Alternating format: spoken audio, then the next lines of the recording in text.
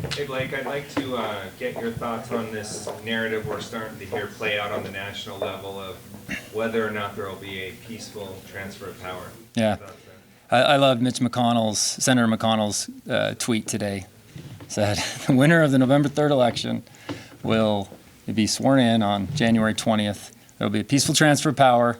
Like there's been since 1792, I believe. So I'm obviously very supportive of that. I think that our Utah delegation would be very supportive of that. I've spoken and I've even put out some comment on balloting. Utah has shown that they can do this in an effective manner. You go back to the Constitution. Is that truly a secret ballot? Those are all things we need to consider. But there's a lot of states. There's 5 that have had a good track record of this, and there is cause to be concerned. That's why I like to look at things in a 360 issue and not just spout out anything. There is cause to be concerned. But yes, the winner of the election there'll be a peaceful transfer of power. It has to be. That's American. Will this be a fair election? I'm confident that it will. And is it dangerous to suggest otherwise? I think that what's important is making sure to communicate the facts. When I was looking into this, I actually would take a look at a lot of the stuff that Dan Crenshaw was communicating and putting out, and there was a 360 view of this, and we have to be able to look at the facts and say that. So, easy sidebar flippant comments. We have to avoid that. We have to talk about the actual facts of it. At this point, it looks like possibly by the time the next Congress is in session, it could be beyond the election, even months afterwards, that there's still discussion of another stimulus coming. You talked about it a little bit in the debate, but what needs to be done? Here in Utah, we fared a little bit better than other states. Is there something that needs to be done nationally with the stimulus to make sure that we can keep going and not fall into a giant hole we can't get out of? Yeah, I'll reiterate the importance of focusing on small business. But as I've had discussions with people about this, particularly talking to folks that are really concerned about our tourism, our hospitality industries, they are usually in areas where if we put a stimulus out there that's just based off of population, that's not sufficient for an area, say like Summit County, that takes in a lot of people in a given time, but their population, so that population center grows quickly. Anything that is done further needs to be based off of like need, not necessarily just off of a metric that is to some degree somewhat arbitrary. So we just have to have a thoughtful approach. Now, in April, when this was all going down and Rudy Gobert, got the thing and we didn't know what it was and Congress needed to act fast, I get it, but we quickly saw how that policy, the policy we put in place quickly started incentivizing people not to work, even though there was plenty reason they could be back at work and it was plenty safe. So that policy, we have to avoid that type of stuff. So. Any other questions here?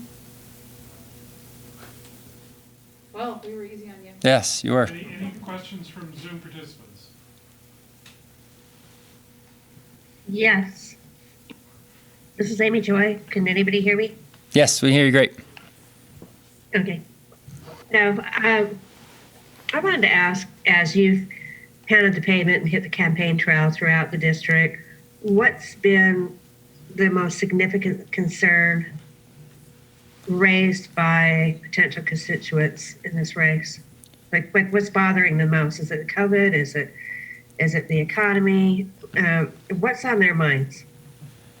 The beautiful part about being able to talk to constituents is you don't talk in general terms with the economy. You talk specifically to ag. You talk specifically to tourism, and so just hearing their piece. The thing that rings out the most to me is the ag world, and that was a real big scare, right? The richest country in the world for a few weeks, our grocery stores were bare, and it wasn't because we couldn't produce the food. It was a distribution channel method. It was an inability to get the right workers in place. Those are the things. So yeah, our campaign has been dominated. I'm not going to lie, our campaign's been dominated by discussions of COVID, but it's constituents, they just want to know you. I love the convention because there's 1,000 people and you have a chance to really connect and call and talk to people about the way you would approach certain decisions and questions. They don't expect perfection out of any of the candidates. They just want to know, are you willing to take input And are you willing to hear us out? And that's been a really, really great experience to have. So everybody's got different issues, but the economy is the constant piece, and it's their own little world on how it affects it.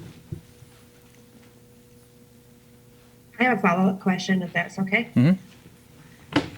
So, because we saw how bare the shelves were at the grocery stores, you saw lamb producers who weren't able to get their animals to market. I mean, it was a mess. Mm-hmm. Chicks were flying off the shelves in little farm stores.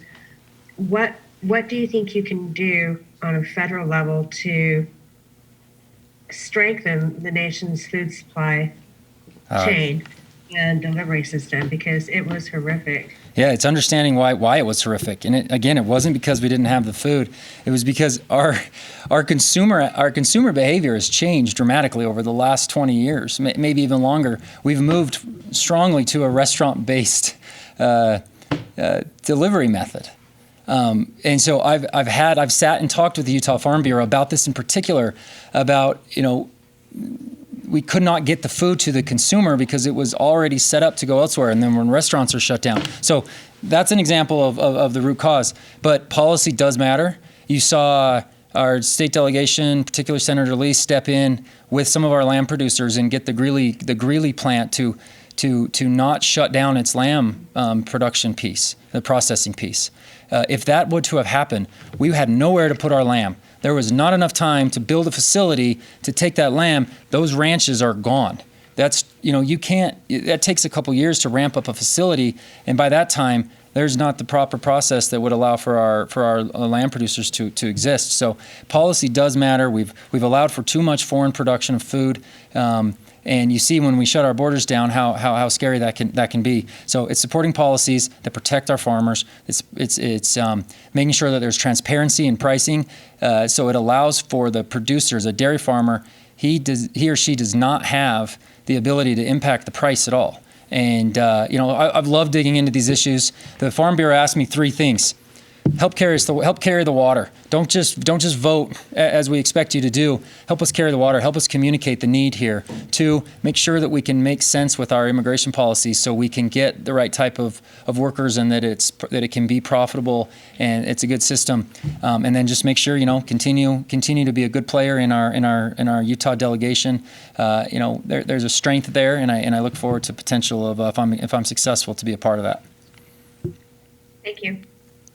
We have another Zoom. Hi, can I ask a question? This is Tim Vandenek at the Standard Examiner. Heather Blake. Hi, Tim. Yep. Well, I've asked you this a couple of times, and you've been asked a couple other times, the whole residency question. Do you think is it fair to ask that? Is it a kind of a moot point, or, are your Ogden roots enough? We've got big problems going on in our country right now, Tim. And we've addressed this, and I've answered it honestly every single time. And I'm not trying to dismiss anything, but coming through the primary, I've shown that I have a strong connection to the district. My family, I went and served our country overseas. That never gets discussed, right? It does, and but there are things that took me away from the first district, and as I evaluated I felt like I had a unique something to offer, and I wasn't in the situation, and I looked at the Constitution matters. The Constitution sends your best people back. That's why we have 4 out of 8 of our congressional candidates currently not living in their district. This is not an unprecedented. It became a narrative with me. I get it. I'm okay with it. We'll deal with it. But I know I'm strongly connected to the district, and I'm working my tail off, and I'll continue to do it, and I believe that it's just the start. Thank you. Thanks.